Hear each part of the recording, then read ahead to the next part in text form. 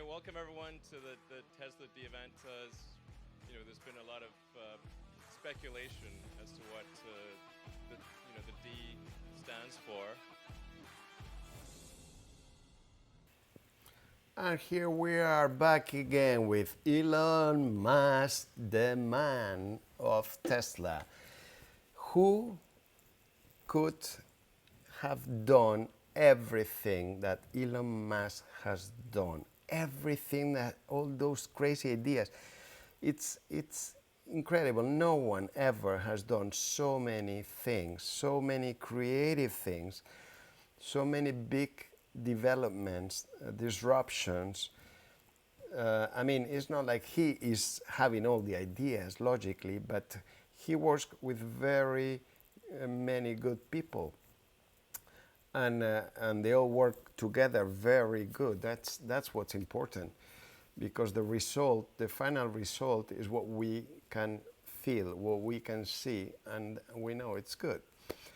And tonight in Battery Day, they're gonna disrupt again. Where they're gonna disrupt with the new battery, the million mile battery, the new density battery, and I don't know if it's a dry, solid dry battery, prismatic. No, that's more for the prismatic. It's more like lithium, but always, I mean, you could think of a combination of batteries. Then I've been thinking about the donut battery, the battery, but normally you send the electrons from the anode to the cathode. And how about that you do an infinite battery that when the electrodes go to the other side of the membrane, that other side of the membrane, it's already the initial side of the membrane. That way they're always rotating. But I suppose I'm not an expert on electricity or engineering or anything. I suppose if that would be the case, that would have been done by now. But I suppose the electrodes actually disappear when they go inside of your gadgets to create the energy. So you cannot recover those. But if you could recover them, that would be excellent. So in a way, I suppose the way a battery works is that the electrons are being consumed. So that's why you cannot do an infinite battery. But I've been thinking that probably you could do an infinite battery like, when you do on YouTube, you see those batteries that they do with a few pennies, a piece of cardboard or aluminum paper. And what they do, they put it in water with salt, sometimes vinegar, sometimes with lemon, something like that, a combination. And I was thinking, wow, that's how you get the electrons to go through all the different layers. And it wouldn't be just enough to refill with water and salt and get the battery charged. And so I'm sure these guys are experts. They know what they're doing. And I don't know what I'm talking about. So I'm just fantasizing of an infinite battery. So it would be more than 1 million battery, okay? And now the new battery they are thinking of, it will be approximately around 4 times less or more compressed, let's say, in size, which means it will produce more or less the same as 4 times the batteries they have now. So you need 4 times less batteries, 4 times less weight to do the same amount. And that's impressive. One of the problems I heard is that they heat up more because it's like a toilet paper roll. So it's more compressed and that heats up more because of the electrons that have to go around it. But how about how could you cool them out? How could you cool it? We already know of many liquids like liquid nitrogen that cools off a lot. And how about to put the batteries in contact with a metal plate that obviously metal transmits uh, the heat or the temperature, the cool in this situation easily, very easily. And if the batteries are in contact with this plate, the entire plate in touch obviously with liquid hydrogen, it would be super cold and it would cool off all the batteries. Just giving some ideas, but obviously no one is going to check them out because my channel has only 4 subscribers. So please guys, like and subscribe, okay? And let's get started then. So at the moment we've been seeing that we are recovering. Let's say we're in this wedge and we've set up some expectations which are, in my opinion, what's going to happen. But I mean, it can work either way. As I said, it can go up or it can go down. So that way I cover myself, okay, both sides. And if it goes up, I say, oh, look, that's what I predicted. And if it goes down, I say, look, that's what I predicted. But so far, this is what it is. I'm going to reload this. So, okay, I don't know what happened. I reloaded the, oops, I'm moving the graph. How can that be? No, I don't want to move that. I want to move everything. Okay, I have to zoom out then. Oh, okay, what's happening here? Did I move everything?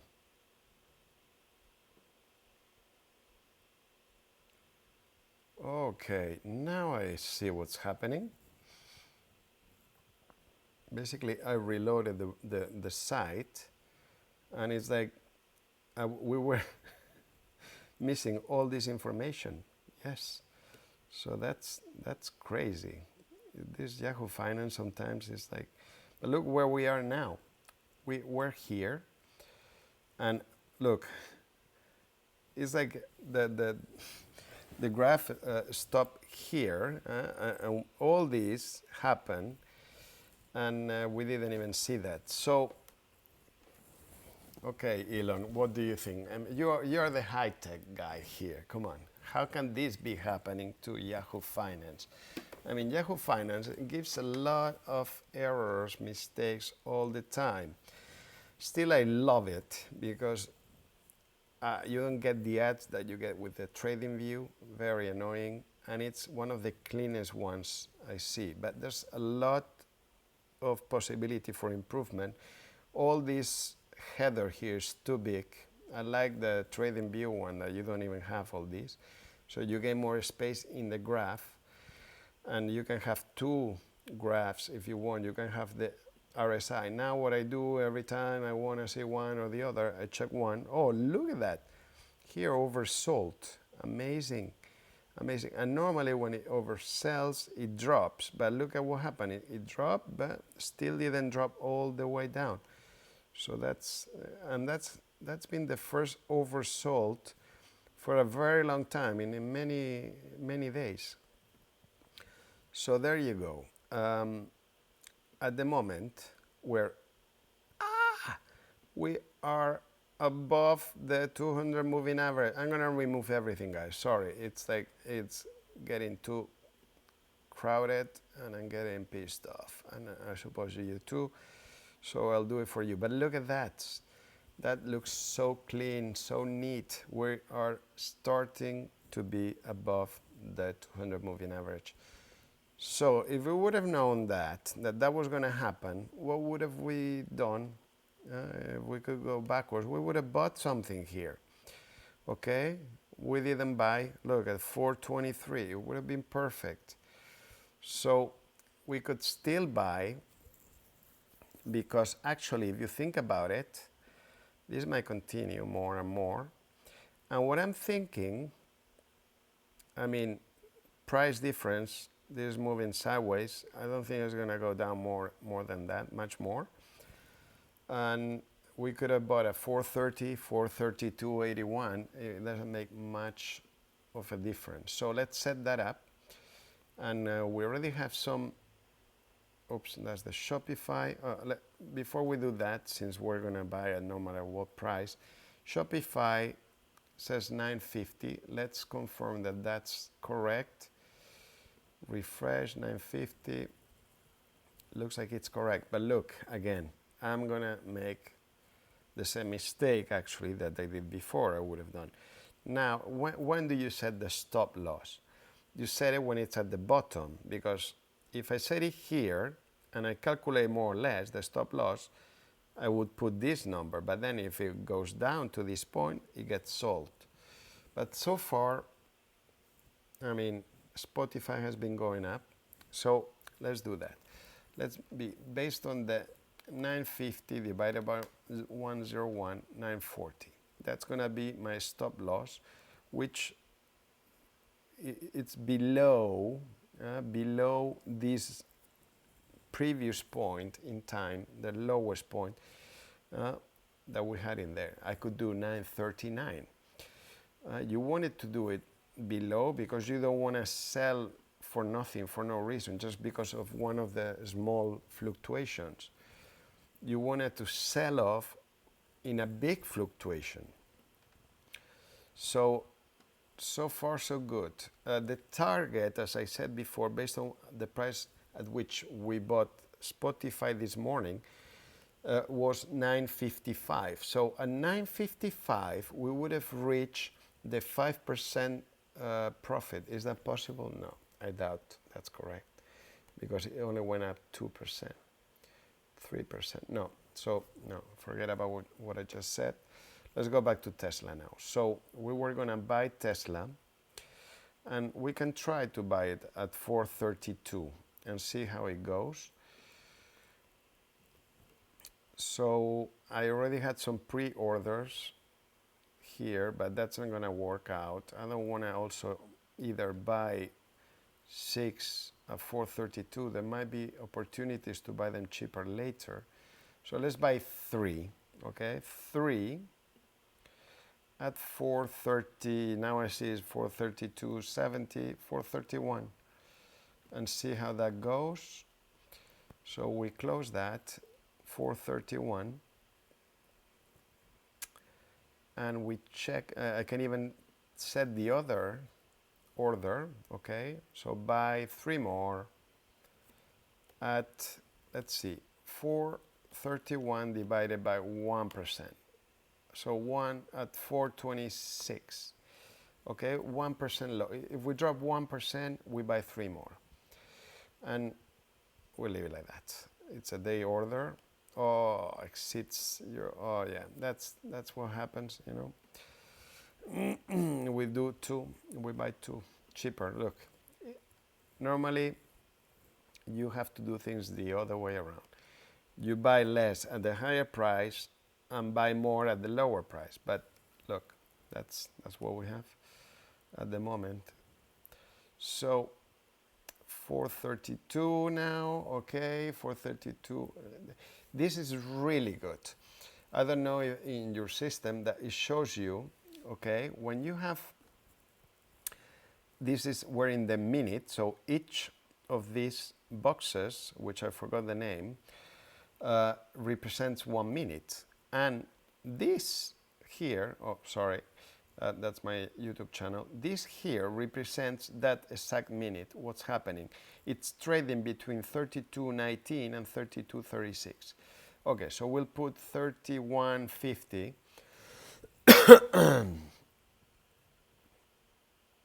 Where is it? Okay, 31.50. Sorry, I said 32, but it's 31.50. And we'll check again my channel. Oh, now, sorry, it's starting to go down. You see, it went up, now it is going down, so probably we can leave it at 31.01, something like that. Good then. Yeah, I see a decline, 32.30. I mean, it reached 433.57. Now it's going down. Okay, now it's going down. And okay, oh, there you go. Oh, no.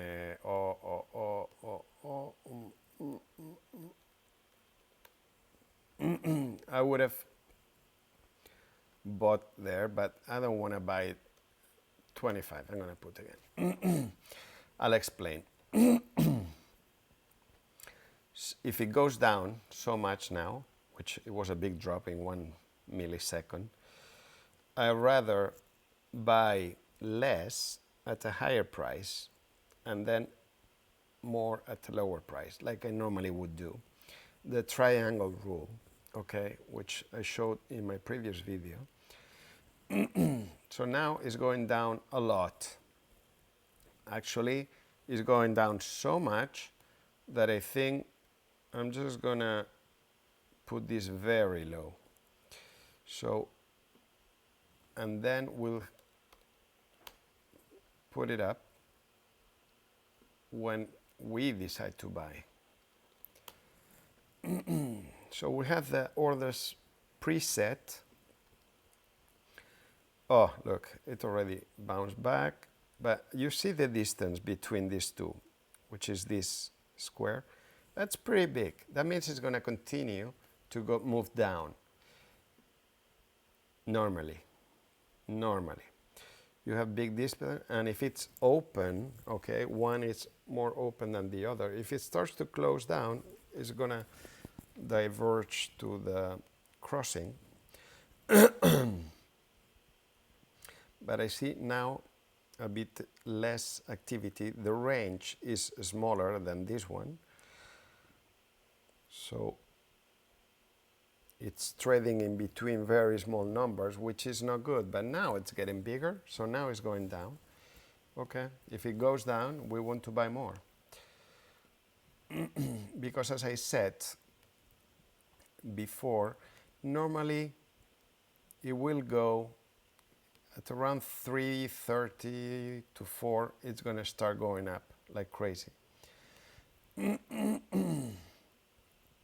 Here you see some recovery already. It's getting green. But if we want to buy more, we want it to go lower. But now that's a big recovery actually. But still, the distance is very big. That can turn red any minute. It depends on where it closes. If it closes up here, it's a different story. But so far, it's still trading this minute, because we're in the minute.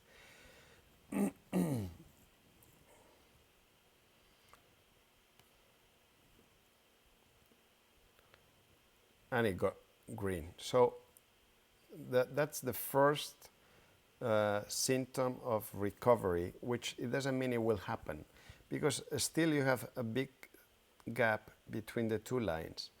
Sometimes you get 1, 2, or 3 green ones, and then it changes and it continues to drop. And that's typical of Tesla, I'm telling you. I see still big momentum here, big space, and I'm pretty sure this is going to fall below the 200 moving average, for sure. And probably it will want to retest some of these levels here. So 423 or something like that. So our orders, we put them at 400, around 400, just to keep them and don't have to build them again. And then we'll retouch them. And I hope to be mistaken. I hope to be wrong, because for me, my main goal today would be to sell some before battery day, in case battery day goes wrong. Everything goes wrong. But Elon, come on. Is battery day going to go wrong today? No, it's not going to go wrong. Oh, you see, he just said it. It's not going to go wrong.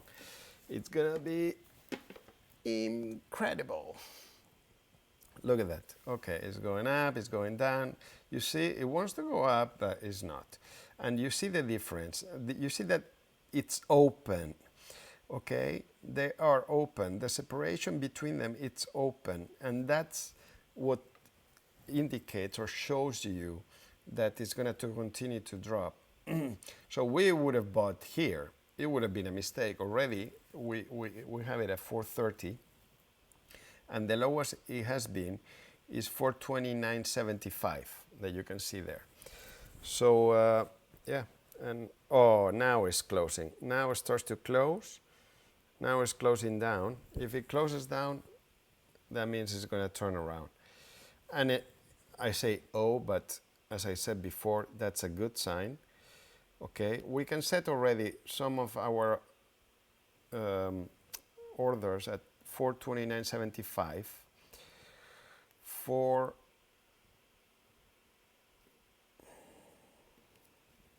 429.79, let's say.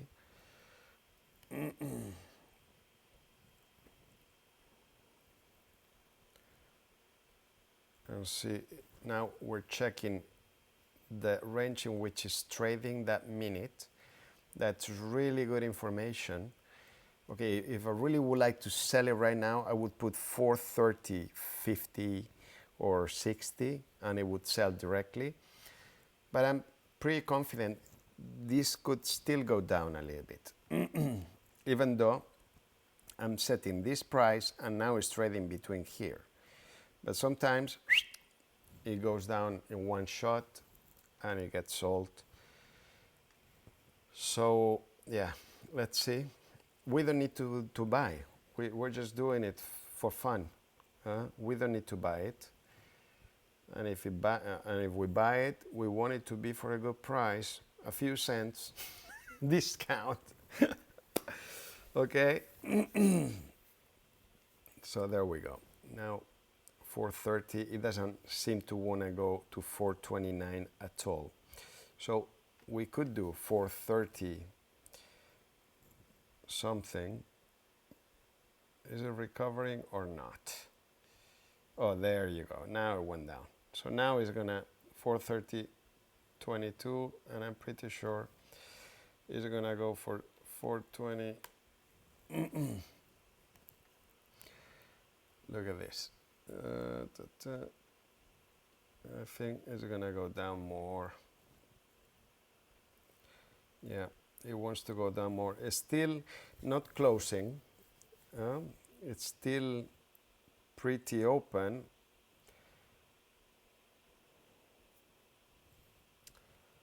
But we're still at 430.22. Oh, there we go. Good. It went up. But this didn't even change. The number didn't even change. Okay, I'm going to reload because probably Yahoo Finance is stuck. And that, oh, look at that, 431.52.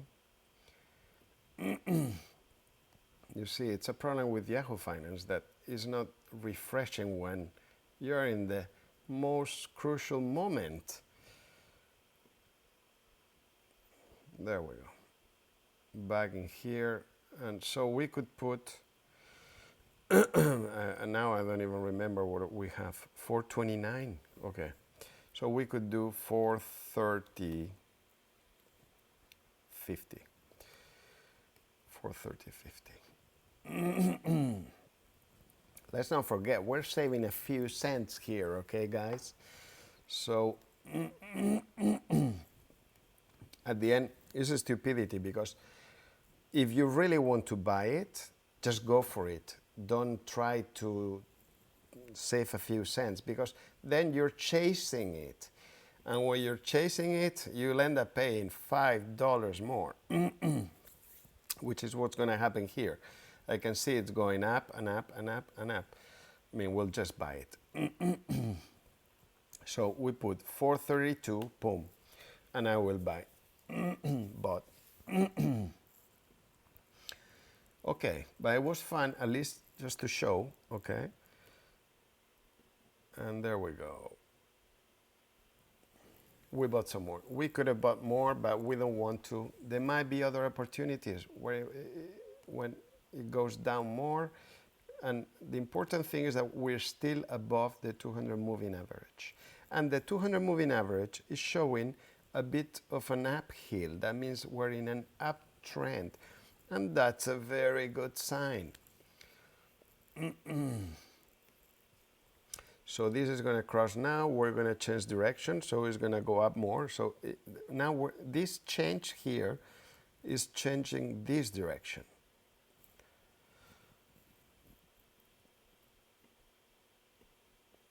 Okay, guys. Well, it's the good time for the disclaimer. I'm not a financial advisor. I'm just a retail investor, most likely like you. So please don't do anything I do, and just listen to yourself. Don't listen to me, okay? And I'll see you in the next video, okay? If you want to say goodbye to Elon, you can do that. Bye, Elon. Say goodbye to everyone. Okay, and they'll see you tonight too. I suppose they're gonna watch the battery day. I'm really looking forward to it. I mean, it's been a long day, but I need to watch it. So I'll see you there too. I might as well go with you. We'll go together, okay? You drive me with your Tesla. That would be great. I want to feel that power, that sensation.